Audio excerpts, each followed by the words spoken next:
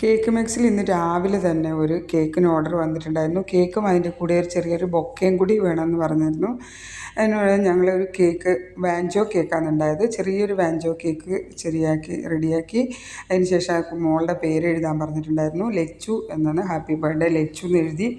Bouquet ചെറിയൊരു ബൊക്കയാണ് ഉണ്ടാക്കിയത്, കാരണം കൊച്ചിന് എല്ലാവരും ബർത്ത്ഡേ ഗിഫ്റ്റ് കൊടുക്കാൻ വേണ്ടിയിട്ടായിരുന്നു.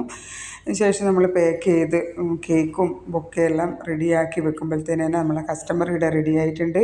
അങ്ങനെ ഞാൻ കേക്ക് അവർക്ക് കൊടുത്തു. പിന്നെ അവരവരെ മോൾക്ക് ഗിഫ്റ്റ് കൊടുക്കാൻ പോയി.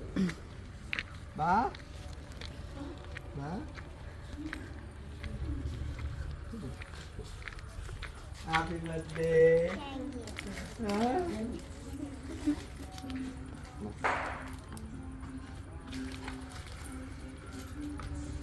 പിന്നീട് അവിടെ കേക്ക് അടിപൊളിയായിരുന്നു, നല്ല ടേസ്റ്റാന്ന് വിളിച്ചു പറയുമ്പോഴുള്ള സന്തോഷം എന്ന് വേറെ കേട്ടോ.